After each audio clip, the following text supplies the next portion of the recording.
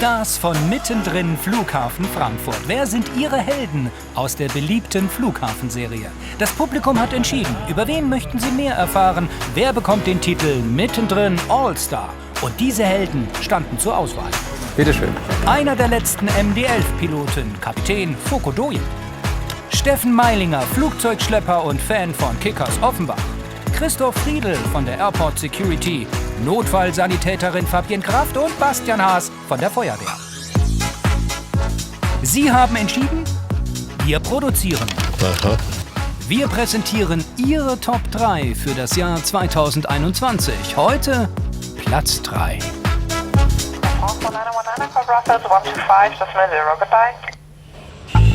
Hallo?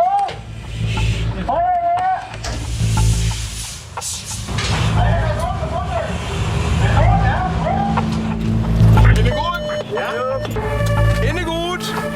Zu diesem Verkehrsunfall haben Sie jetzt schon mal nochmal nachalarmiert? Ja, festes Konter. Oder? Lassen Sie Ihr Gerät. Jetzt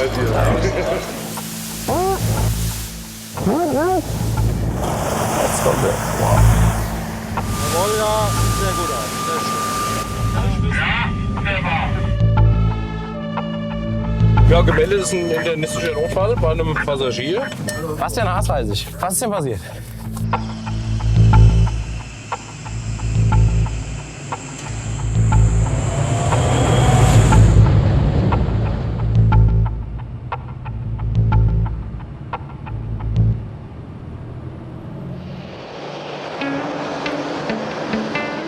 Sonnenaufgänge genießen Sie fast jeden Morgen. Die Frauen und Männer von der Feuerwache 2.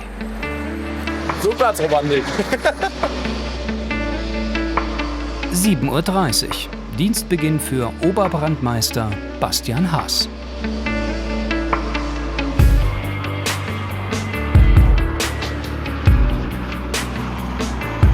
Der Arbeitsplatz des 36-Jährigen direkt vor den Start- und Landebahnen.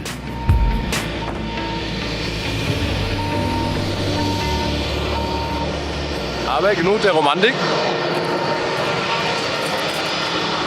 Was liegt an? Ja, jetzt ist gleich der Wachwechsel um 8 Uhr. Und der beginnt mit allen gemeinsam in der Küche. Jeden Morgen wechselt die Mannschaft. Eine Schicht geht 24 Stunden.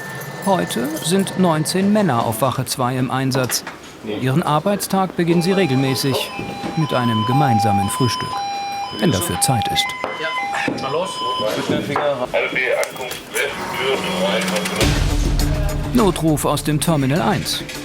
Laut der Durchsage von der Leitstelle geht es um Mülheimer Brand. Je nachdem, was da drumherum steht, so kann sich ja auch irgendwas Größeres entwickeln.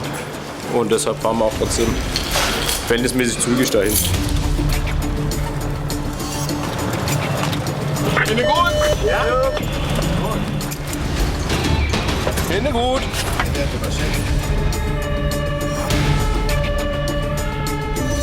Bei einem Feuer im Terminal müssen sie innerhalb von 10 Minuten vor Ort sein. Bei einem Flugzeugunfall in 3 Minuten. Das sind internationale Regularien, die das vorgeben. Unter anderem halt auch beispielsweise, dass die Ausfahrten aus einer Feuerwache relativ gerade zur Bahn sein sollen, wenige Kurven, damit man möglichst schnell zur Einsatzstelle fahren kann. Jedes Jahr werden die Retter von Behörden getestet, ob sie die Zeiten auch einhalten. Wenn nicht, ist die Betriebserlaubnis des Flughafens in Gefahr. Ankunft am Terminal 1. Ohne Ausweis geht hier gar nichts. Das gilt auch im Notfall. Wunderbar, danke. Diese Straße ist nur für Flughafenmitarbeiter reserviert. Okay, danke. Den brennenden Mülleimer hat ein Fluggast entdeckt und den Notruf gewählt. Größere Feuer hatten sie hier bisher noch nicht. Die größte Flughafenkatastrophe Deutschlands war in Düsseldorf vor 23 Jahren. 17 Menschen kamen dabei ums Leben. Seitdem hat sich viel getan im Brandschutz, erzählt Bastian Haas. 55.000 Feuermelder und 9.000 Feuerlöscher sind im Flughafen Frankfurt verteilt. 650 Sprinkleranlagen sprühen Wasser, wenn es brennt. Ach, das kommt häufig vor. Gerade wenn er irgendwie Zigaretten mit reingeworfen hat oder sowas. Ob absichtlich oder unabsichtlich, steht am anderen Blatt. Das kommt immer mal wieder vor. 200.000 Menschen sind täglich am Flughafen. Brandschutz ist das Wichtigste, sagt Bastian Haas. Flughafenbesucher können helfen. Koffer sollten nicht am Mülleimer stehen. Stimmt ein bisschen. Also eigentlich geht von dem Mülleimer jetzt keine Gefahr aus. Es gibt im Bereich vom Terminal 2 auch Mülleimer, die sind direkt vor dem Terminal verbaut. Und möglicherweise, je nachdem, wenn da Gepäck steht oder so, kann halt auch nebenan was anfangen zu brennen. Einsatz beendet. Den Rest übernimmt die Müllabfuhr. Als Brandursache notieren sie Zigaretten. Zurück zur Wache 2.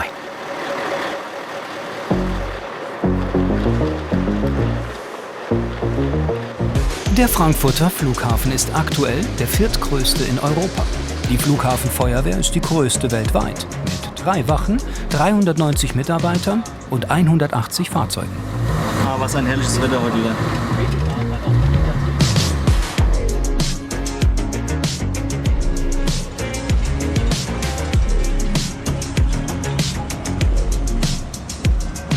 Wache 2 steht zwischen Terminal 1 und der Startlandebahn Center im Norden. Fast 4000 Mal wurde die Flughafenfeuerwehr im letzten Jahr alarmiert. Auch mit ihren Großflugfeld-Löschfahrzeugen, die größten der Welt. Stückpreis über 1 Million Euro.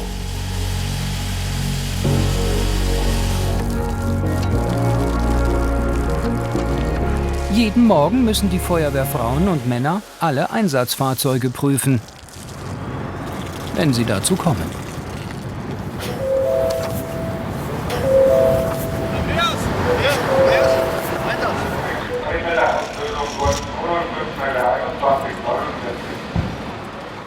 Wieder Terminal 1, meldet die Leitstelle.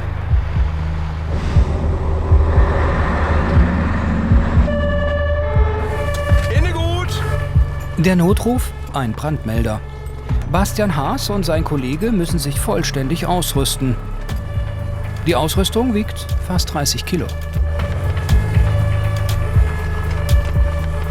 Alles, was ich unter Umständen gebrauchen könnte. Was ist das? Also im Wesentlichen halt das Atemschutzgerät, eine Feuerwehrleine, eine Atemschutzmaske, damit das Atemschutzgerät auch irgendwie mit meinem Gesicht zusammengebaut werden kann und ein Schutzhelm. Jedes Fahrzeug hat einen Ausweis. Ohne wäre jetzt hier Fahrtende.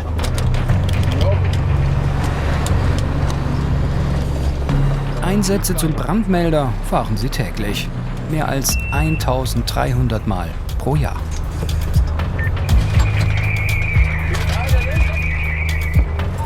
Dennis? Bitte? Hände frei? Hände gut.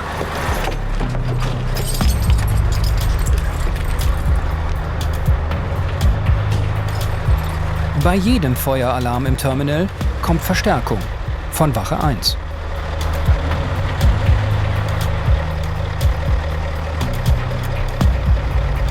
Der Melder im Terminal 1, Bereich A, hat ausgelöst. Doch von Rauch und Feuer nichts zu sehen. Aber das ist genau der Überwachungsbereich, wo die Sonne reinfällt, gell? Ja. Ich vermute, dass das die Sonne ist. Haben Sonnenstrahlen die Brandmelder irritiert? Ist die Sonne der Grund für den Alarm?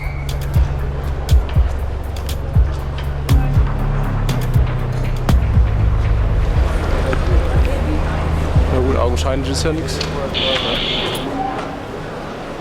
110 von 223.2 kommen. Bereich wurde überprüft, keine Feststellung, vermutlich Sonneneinstrahlung kommen. Das geht? Sonneneinstrahlung? Wie funktioniert das?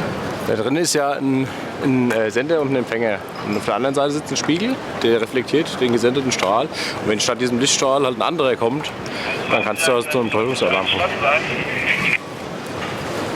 Gut, dann gehen wir wieder zurück, Jungs. Möglich, dass die Männer heute noch mehrmals hierher alarmiert werden, bis die Sonne weitergewandert ist. Das dauert noch eine Stunde.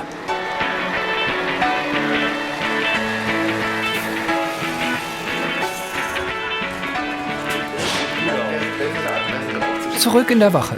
2 Einsätze in einer Stunde, das sei normal, sagt Bastian Haas. Und geht in die Fahrzeughalle. Er will seine Kollegen unterstützen.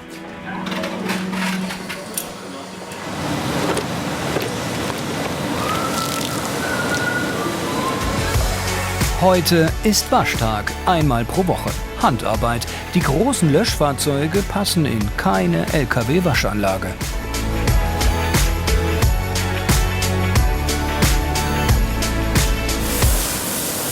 Doch Bastian Haas kann seine Kollegen nicht unterstützen. Er muss schon wieder ausrücken.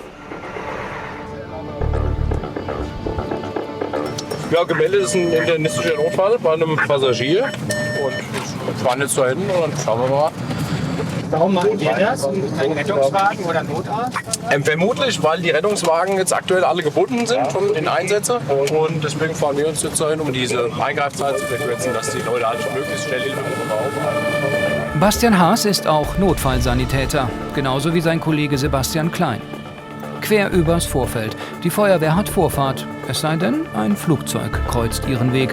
Dann müssen auch die Retter warten, so lauten die Verkehrsregeln. Als Kind hat er mit seinen Eltern gegenüber der Freiwilligen Feuerwehr gewohnt. Er hat den Rettern beim Ausrücken zugeschaut, das hat ihn inspiriert.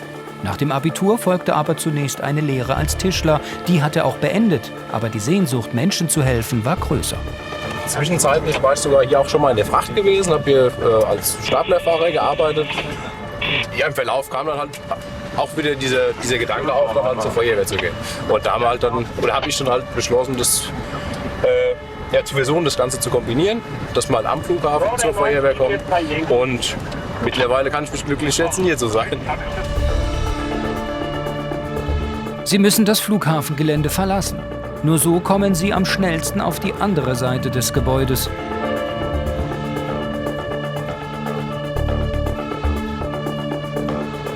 Der Notruf kommt wieder aus dem Terminal 1, diesmal Abflughalle B.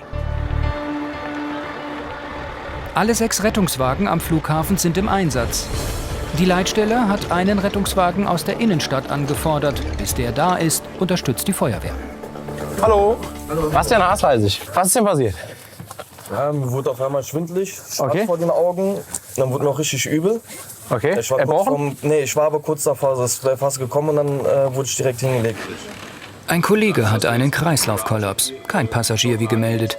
Bastian Haas kontrolliert Blutdruck und Zuckerspiegel. Im Notfall könnten sie auch reanimieren. Der Blutdruck ist zu schwach, stellt Bastian Haas fest. Normal ist das nicht so niedrig Blutdruck. Wir messen nochmal einen Blutdruck. Aber wie gesagt, der ist schon sehr niedrig. 500 Mal pro Jahr werden Bastian Haas und seine Kollegen zu Ersthelfereinsätzen gerufen. Sie versorgen Patienten, bis Rettungswagen oder Notarzt eintreffen. Die Retter aus der Stadt sind da und übernehmen. Ciao, macht's gut. Der Kollege, wie gesagt, laboriert wahrscheinlich an der Krippe rum. Und das waren jetzt die Vorboten, dass ihm da ein bisschen der Kreislauf weggegangen ist. Und ich denke, ihm wird es in den nächsten 3-4 Tagen wieder besser gehen. Die Kollegen von der Rettung aus der Stadt, die werden jetzt fertig betreuen. Was die mit ihm machen, entscheiden die dann. Bastian Haas möchte zurück zur Wache. Doch im Terminal haben sich gleich mehrere Piloten verflogen.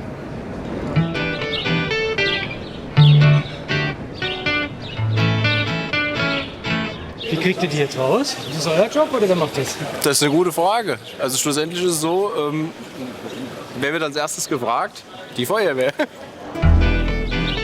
Diese weißen Kästchen, die Rauchmelder, sie werden mal wieder irritiert. Die Vögel unterbrechen den Lichtstrahl, der quer durchs Terminal gesendet wird. Die Folge: Alarm.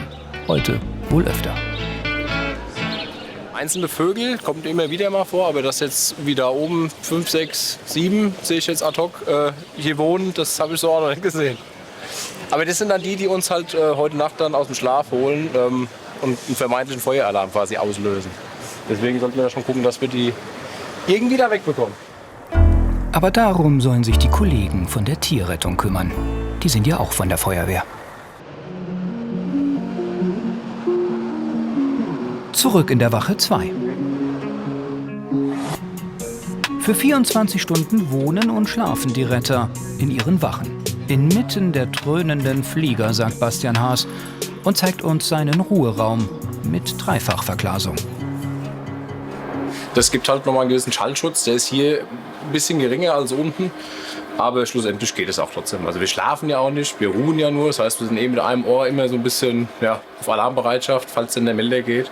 Und dementsprechend sind wir jetzt zum Arbeiten. Sie haben sogar Fernsehzimmer für Raucher und Nichtraucher.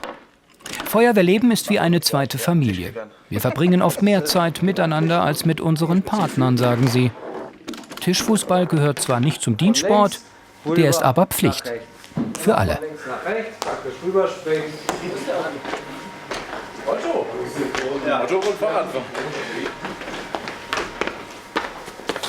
Wichtig ist ein Sport.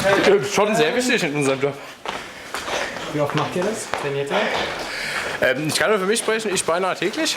Aber der Dienstsport ist auf den Feuerwachen montags bis donnerstags. Und wem das nicht reicht, der trainiert mit Ausrüstung. Ja, dass es ja unser Job ist, trainiert man am besten gleich so ein bisschen realitätsnah. Und deswegen probieren wir es nochmal mit der Flasche aus jetzt. Die Atemluftflasche wiegt 15 Kilo. Die Geschwindigkeit der Treppe ist einstellbar. Geht auch noch schneller.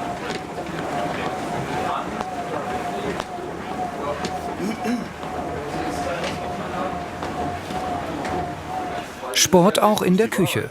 Feuerwehrmann Knut Meckbach war mal Bäcker. Welch ein Segen für die Retter. Heute gibt's Hefezopf mit Nuss-Nougat-Creme. Zum Mittag Rinderfilet mit allerlei dazu. Auch deshalb ist Sport hier so wichtig.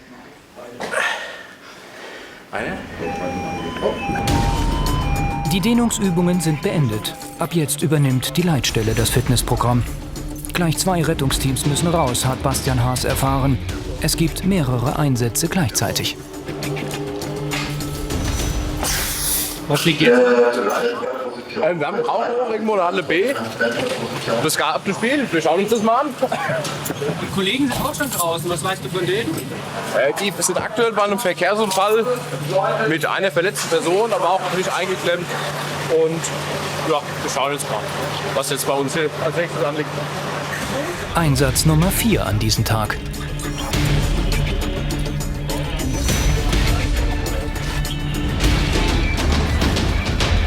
Die Kollegen funken, der Unfall ist wohl schlimmer als gemeldet. Zu diesem Verkehrsunfall haben sie jetzt scheinbar nochmal nachalarmiert. Aber was genau habe ich jetzt leider auch nicht mitgenommen. Ja, wir fahren zu unserem Rauchgeruch und schauen mal, was da auf uns wartet. Der Rauchgeruch ist im Terminal 1, der Verkehrsunfall am Frankfurter Kreuz. Auch zu Einsätzen auf Autobahnen und Straßen rund um den Flughafen können sie alarmiert werden. Im Süden droht jetzt auch noch ein LKW umzukippen. Ja, sicher, der Unfall. Aufgekommene Personen, davon 4 verletzt. 2 gelb, einer grün. 3 schwer, 2 leicht Verletzte, eine Person eingeklemmt, funken die Kollegen von der Unfallstelle am Frankfurter Kreuz. Rettungsgasse, auch ein Thema am Flughafen. Ankunft Halle B, aber nicht ohne Ausweis.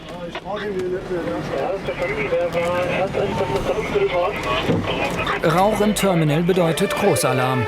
Von der Wache 1 kommen noch mehrere Kollegen mit Drehleiter und Löschfahrzeugen. 15 Mann sind jetzt vor Ort. Leichter Qualm kommt aus einem Fahrstuhlschacht. Sie müssen die Tür öffnen. Könnt ihr gerade noch euren Aufzugsnotbefragungskoffer holen? Den wir gerade hier aufmachen können. Ja.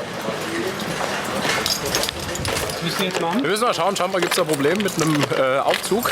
Und wir haben jetzt noch Werkzeuge im Fahrzeug, das holen wir jetzt nach, um halt nötigenfalls den Aufzug zu öffnen oder auch in den Fahrschacht vom Aufzug reinzuschauen. Aber genaues weiß ich jetzt auch nicht. Wir müssen einfach jetzt das Werkzeug zu holen. First Responder, oder? Mensch in Gefahr. Wieder ein First Responder. Ein Erste-Hilfe-Einsatz.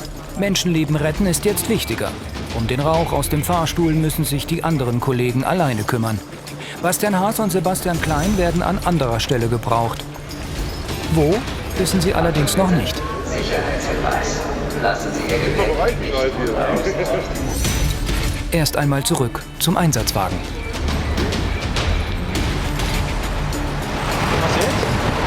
Scheinbar haben wir gerade einen anderen Einsatzauftrag bekommen.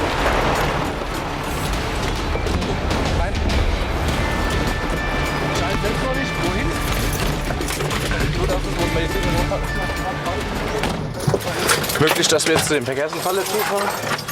Es gibt wohl noch einen weiteren Unfall. Die Leitstelle hat Infos. Wir haben umdisponiert, der 323er 1 ist ebenfalls frei geworden, der Stadtbus drückt 10 Mal. Dann fahrt ihr mal bitte aufs Vorfeld, besetzt die Feuerwache 2. Kollegen übernehmen. Sie sind in der Nähe des Unfalls und schneller vor Ort. Bastian und sein Team sollen wieder zurück zur Wache. Also, die Kollegen wollten wohl uns erst zu den Verkehrsunfall dazu holen, als medizinische Einheit, sag ich jetzt mal, als Voraushelfer. Und die haben jetzt allerdings ein anderes Fahrzeug abgezogen. Und wir fahren jetzt einfach nur wieder in den Vorfeldbereich, um halt als erstes Hardtail für den Flugzeugbrandschutz wieder da zu sein. Damit das gewährleistet ist. Und den Fahrstuhl, die Hauptgeschichte? Das machen die Kollegen. HTLF, ein Hilfeleistungs-Tanklöschfahrzeug, muss da sein, falls jetzt noch ein Unfall mit einem Flieger passieren sollte. Zurück zu ihrer Wache 2.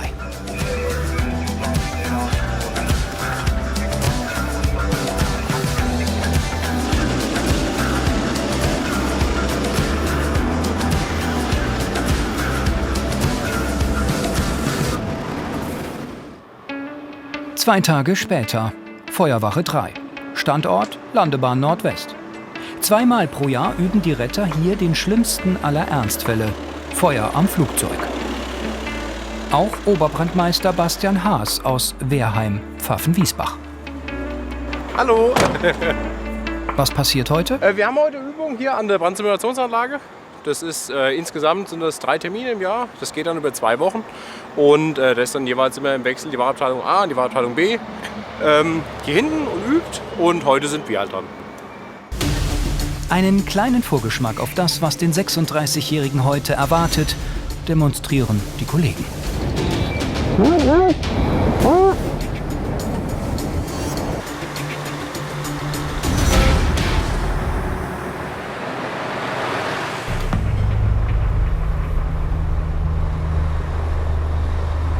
Bastian Haas trainiert heute zum ersten Mal mit einem Großflugfeldlöschfahrzeug, das größte weltweit.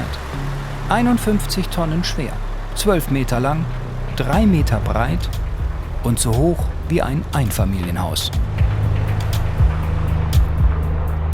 An seiner Seite Ausbilder Tobias Demmler.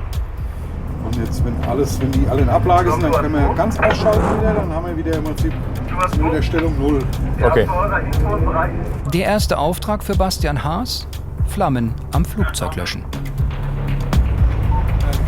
Was musst du jetzt am meisten achten? Ich habe jetzt nur mal eine kurze Einweisung bekommen. Und zwar geht es jetzt in erster Linie darum, den Rumpf zu schützen. Also es ist ja angenommen, dass es ein Passagierflieger ist, dass Passagiere drin sind und dass die Menschenleben einerseits geschützt werden, auf der anderen Seite die Evakuierung möglich ist. Kollege Maike Gabel lenkt den Giganten. Ich bin bei dir. Gott sei Dank. Ja, wir können jetzt im Prinzip, wollen wir einfach mal testen. Versuchen wir jetzt.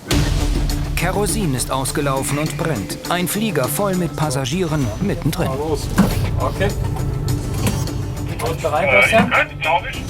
Bastian, bist du bereit? Ja? Wie fühlt sich's an? Ja, es ist jetzt halt das erste Mal, gell? Schauen wir mal. Jetzt haben wir hier einen Teilbrand auf der linken Seite des Luftfahrzeuges. Das heißt für dich jetzt, Bastian, linke Seite vom Flugzeugrumpf weg ablöschen.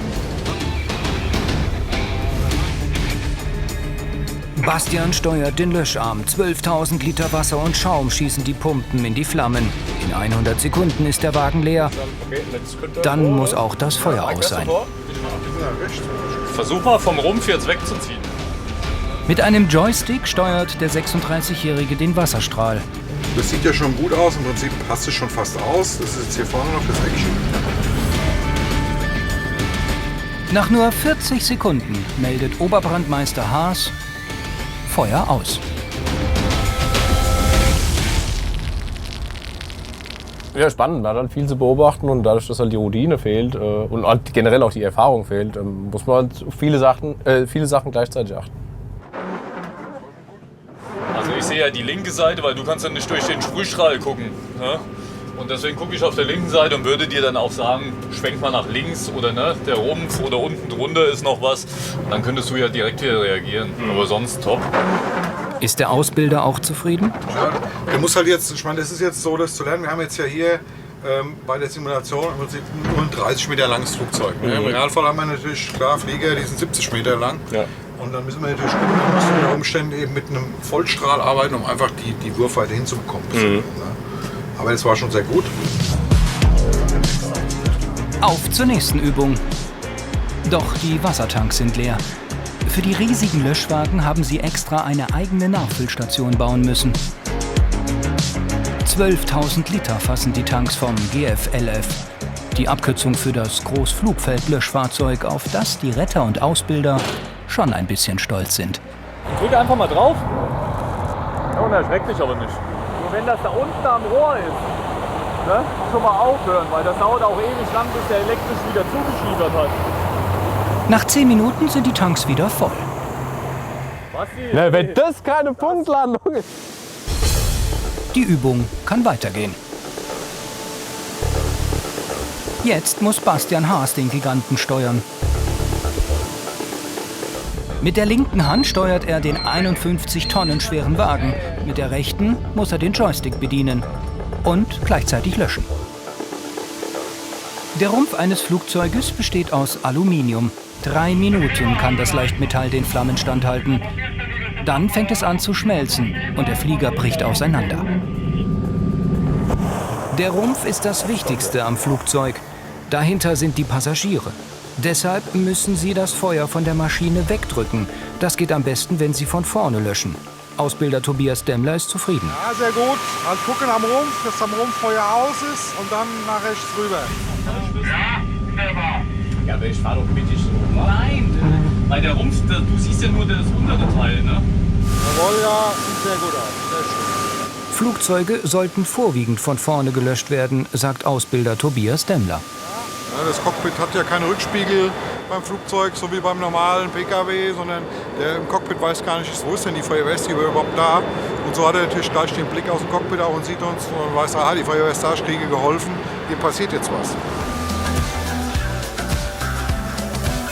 Dieser Wasserstrahl war für den Kameramann. Heute sind es 30 Grad. Kurze Pause. Noch 2 Katastrophen stehen auf dem Übungsplan.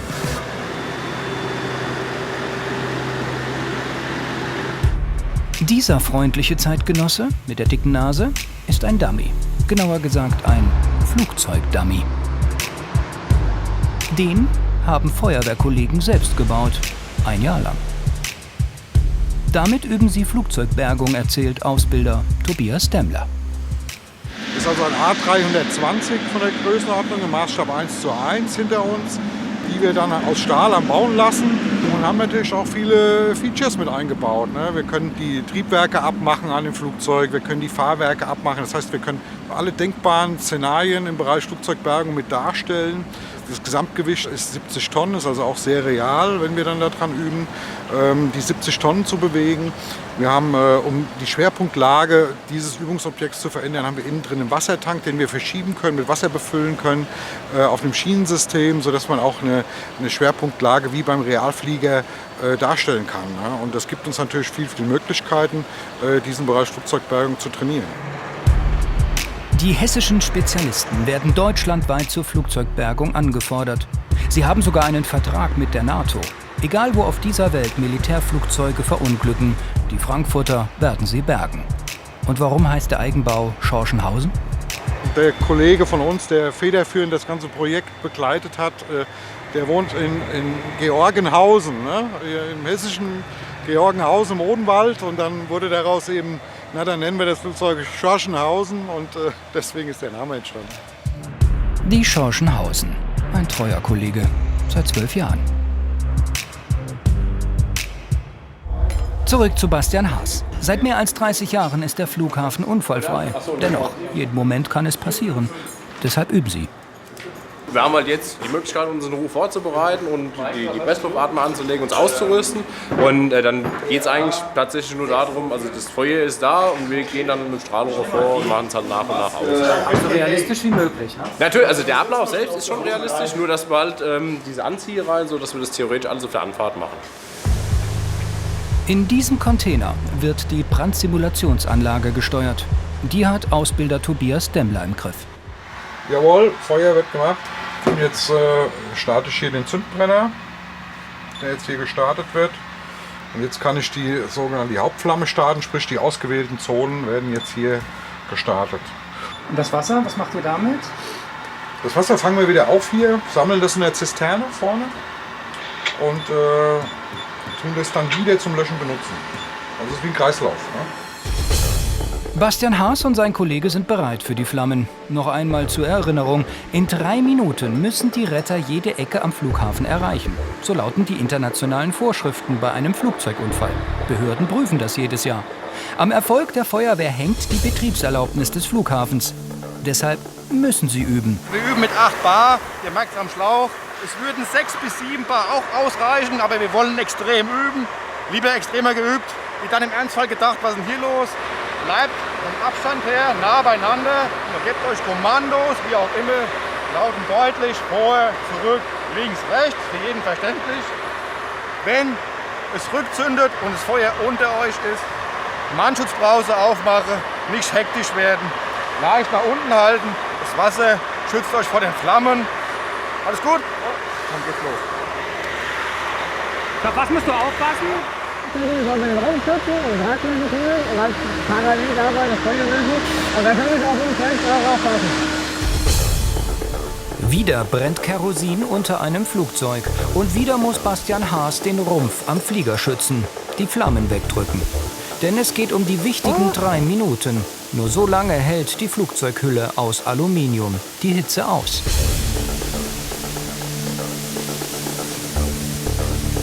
Trotz Abstand, die Flammen sind fast 600 Grad heiß. Ihre Anzüge schützen bis zu einer Temperatur von 1000 Grad. Aber nur wenige Sekunden lang. Dann sind auch die Retter in Gefahr. Bastian und sein Kollege müssen auf sich achten und auch auf die Ausrüstung.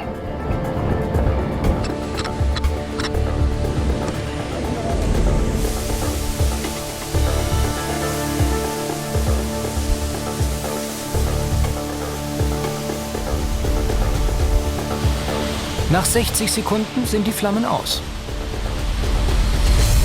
Genau nach Vorschrift. Ausbilder Nico Rauschenberger ist zufrieden. Dann müsst ihr euer Strahlrohr einfach fallen lassen, weglegen, dass die eben löschen können. Wichtig, nach hinten gucken. Okay? Und sonst perfekt. Wie war's? Wird schon gelegentlich mal warm. Ja, hat aber einfach nur den Hintergrund, dass wir die Wurfweite vom Strahlrohr nicht gut ausgenutzt haben. Das habe ich aber auch erst gemerkt, wie wir dann wieder im Feuer standen. Aber ansonsten bin ich zufrieden. Ja, wichtig ist einfach, dass wir das Feuer, also im Ernstfall jetzt, dass wir das Feuer einfach vom Rumpf und von der Tragfläche weghalten, um einfach die Kabine zu schützen und eventuell Passagiere, die im Rumpf noch sich befinden, die Möglichkeit haben, aus dem Flugzeug rauszurutschen mit den Notruf. Kurze Pause, gleich sollen sie noch Passagiere retten. Seit 5 Stunden trainieren sie den Ernstfall auf dem Gelände. Das geht langsam an die Kondition. Ja, es ist schon anstrengend. Deswegen es gehört ja auch eine gewisse Fitness dazu in dem Job Feuerwehr. Und ja, ich glaube, man konnte ganz gut sehen. Und man sieht auch jetzt noch, dass das relativ anstrengend ist. Jedes Jahr müssen die Retter zum Medizincheck, um festzustellen, ob sie auch weiterhin gesund und diensttauglich sind. Auch auf die psychischen Belastungen im Ernstfall müssen sie vorbereitet sein, soweit das eben geht. Klar, wir sind dann eine Spur weit mit dem Boot, wenn dann wirklich mit Personen, mit Passagieren irgendwas passiert. Auch hier die Umgebung mit den Autobahnen, den Bundesstraßen, sowas. Aber das ist der Job und das weiß man meiner Meinung nach vorher, bevor man hier anfängt, dass man halt auch viel Leid, viel Elend sieht. Und ich denke, eine gute Hilfe ist, weil mit dem ganzen Leid, dem er da begegnet, dass man halt dann mit den Kollegen immer mal wieder sowas auch bespricht. Und ich glaube, wir fangen uns da immer gegenseitig so ein bisschen auf. Also ich denke, jemand, der selbst betroffen ist, der kann das schon mit am besten nachvollziehen, was man dann so fühlt, was in einem vorgeht. Die nächste Übung ist in diesem Container. Auch ein Eigenbau, ein Flugzeug. Der Auftrag von Bastian Haas, Passagiere retten. Gleich wird die Flugzeugkabine in Flammen stehen. Sie trainieren hart, um Menschenleben zu retten. Ausbilder Fabian Germann ist jetzt ihr Trainer. Wenn ihr hier auf dem Sprühstrahl seid, greift dann um und haltet das Strahlrohr hier oben fest. Sauber arbeiten. Es ist sehr wichtig, dass wir hier auch die Leute sensibilisieren, gezielt abzusuchen, im ersten Durchgang gleich sauber abzusuchen, Auch wenn das jetzt sehr hochdramatisch klingt, aber wir haben nicht so viele Chancen abzusuchen. Sie trainieren so realistisch wie möglich. Die Puppen wiegen bis zu 70 Kilo. Ausbilder Fabian Germann steuert die Anlage per Fernbedienung und beginnt mit der Übung. So, haben wir jetzt für den Trupp was vorbereitet. Wenn die hier reinkommen, dass die erstmal ein Feuer im Cockpit haben. Und wenn die das Feuer im Cockpit gelöscht haben, dann geht es eben weiter zur Menschenrettung in die Anlage vor, in die Module.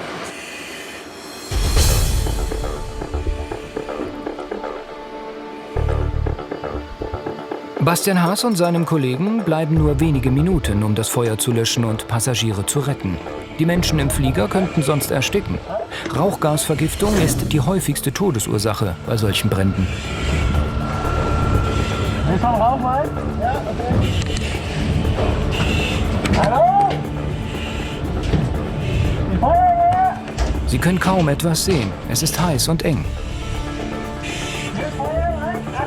Mach die Tür auf! Auch für die Männer eine gefährliche Situation.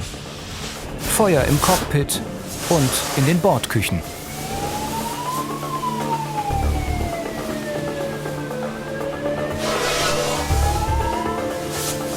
Hallo?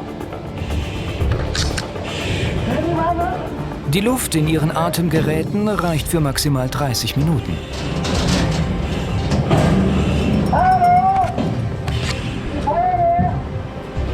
Reihe für Reihe, Sitz für Sitz suchen sie nach Personen.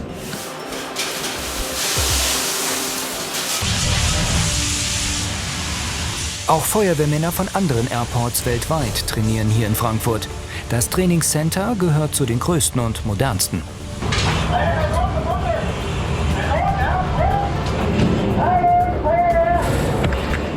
Einen Fluggast haben sie gefunden.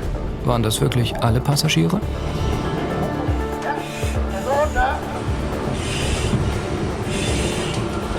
Okay.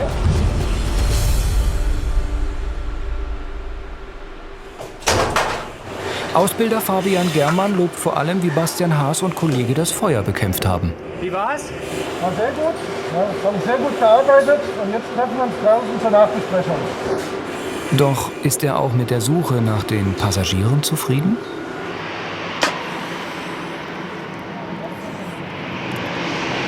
Und wie war es für Bastian Haas? Und? Gut. Bin zufrieden. Gucken, was der Ausbilder sagt. Gut, sehr schön gearbeitet, sauber abgesucht, schön Brandbekämpfung gemacht.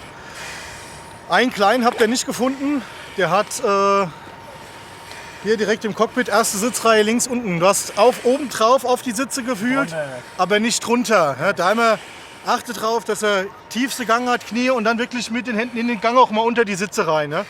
Ansonsten, wie gesagt, sauber gearbeitet, hat mir gut gefallen. Gibt so nichts zu meckern. Ja. Sehr schön.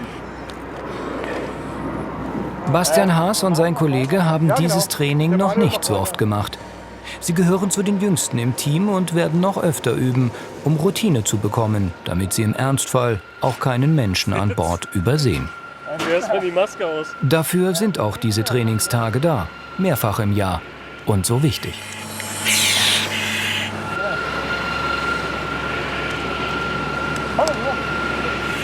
Letzte bisschen Luft.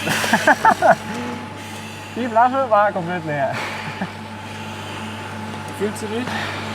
Ja, das merkt man jetzt dann schon langsam, wenn man so am laufenden Band die Übungen nacheinander wegmacht.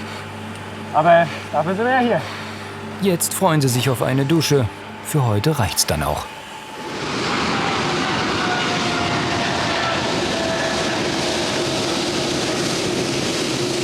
Monate später. Wir sind erneut mit Oberbrandmeister Bastian Haas verabredet. Doch er hat schon wieder kaum Zeit für uns. Alarm für Feuerwache 2. Bastian Haas ist heute Fahrzeugführer. Was ist jetzt? Es ist ein Vollalarm. Was genau, das wird jetzt gleich durchgesagt, beziehungsweise das hören wir am Funk. Und jetzt müssen wir halt schnell gucken, dass wir ins Fahrzeug und wegkommen. Die riesigen Löschtrucks haben 1400 PS. Damit erreichen sie mühelos 140 Stundenkilometer.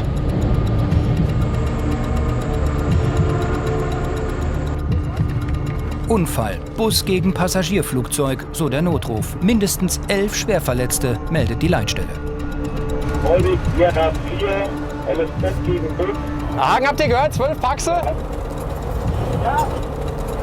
Und da sind sie wieder, die 3 Minuten. Dann müssen sie am Einsatzort sein, sonst, genau, erlischt die Betriebserlaubnis. Und genau die steht heute auf dem Prüfstand. Der Unfall ist eine Übung. Im 2-Jahres-Rhythmus müssen die Retter am Flughafen beweisen, dass sie in der Lage sind, jedes Katastrophenszenario zu beherrschen. Nach den internationalen Regeln. 36 Übungsbeobachter bewerten die Rettungskräfte, wie schnell, wie genau sie arbeiten. Bastian Haas und seine Kollegen sind genau 3 Minuten nach der Alarmierung vor Ort. Guck, dass du ruhig nah dran kommst. Bastian Haas ist schon am Flieger. 210, 223, 1 kommen. Rechte Seite LFZ, VU mit Bus, PKW am Flieger, Triebwerk 3 und 4 betroffen. Ich gucke erst mal am Heck vom Flieger. Die Kollegen sollen vorerst nicht löschen. Der starke Wasserstrahl könnte die Insassen im Auto treffen. Also Männer, wir haben die verunfallten Fahrzeuge mit dem Bus. Das Triebwerk 4 brennt. Hier geht mit dem C-Rohr zur Brandbekämpfung an den Flieger und der PA vor.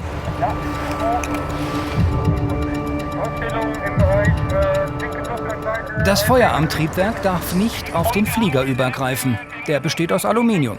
3 Minuten kann das Leichtmetall den Flammen standhalten. Dann fängt es an zu schmelzen und der Rumpf mit den Passagieren bricht zusammen. Deshalb müssen die Retter so schnell am Einsatzort sein.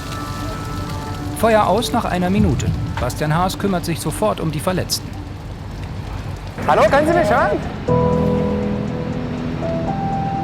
Der Fahrer schwebt in Lebensgefahr. Wir haben vorne einen Fahrer verletzt, rechtes Bein amputiert, der hintere Fahrer unverletzt. Können wir mal gucken? Hier ist so. Hallo, ansprechbar? Ansprechbar, auch gehfähig? Ich habe unwahrscheinliche Schmerzen im rechten Knie. Schmerzen im rechten Knie. Sind die jetzt akut oder waren die schon vorher da? Nee, die sind jetzt akut. Die sind akut, alles klar. Vorne rot, ja genau.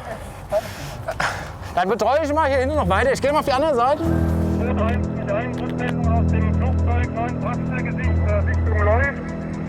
Ob sie alles richtig machen, erfahren die Retter erst am Ende der Übung. Gar nicht gehfähig, alles klar. Der Fahrer ist schnell frei und in Sicherheit. 30 Kilo wiegt die Ausrüstung, 70 Kilo der Patient. Nach 10 Minuten sind die 2 Männer aus dem Auto befreit. Der Rettungsdienst versorgt die Verletzten. Auch die Berufsfeuerwehr Frankfurt ist an der Übung beteiligt. Auch sie gehört zum Rettungskonzept bei Großschadenslagen am Flughafen.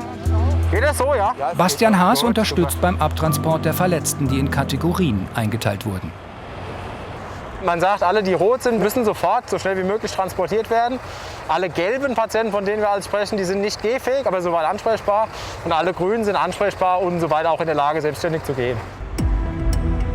Bein ab, Arm gebrochen, innere Blutungen, Schädel-Hirntrauma.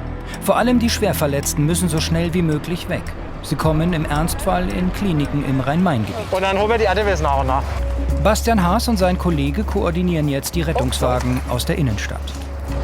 Der direkte Weg ist die Verletztenablage. Fahrt ruhig außen rum.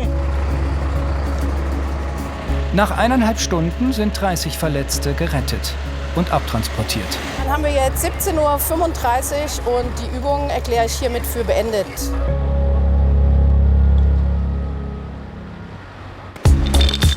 Bei 30 Grad Sommerhitze. Dieser Einsatz war anstrengend. Ich bin soweit zufrieden. Also die Jungs haben gut gearbeitet. Jetzt gibt es natürlich von oberster Stelle auch noch mal so ein bisschen Manöverkritik. Aber ich glaube, im Großen und Ganzen haben wir das ganz gut gemeistert. Aber ohne Gewehr, das ist nur mein persönlicher Eindruck. Die Manöverkritik gibt es vom Einsatzleiter der Flughafenfeuerwehr. Dann vielen Dank, ich fand's toll, hat Spaß gemacht. Und das Schönste, die Betriebserlaubnis bleibt bestehen. Prüfung bestanden. In 2 Jahren ist die nächste Übung. Bastian Haas, einer von hunderten Helfern auf Deutschlands größtem Flughafen.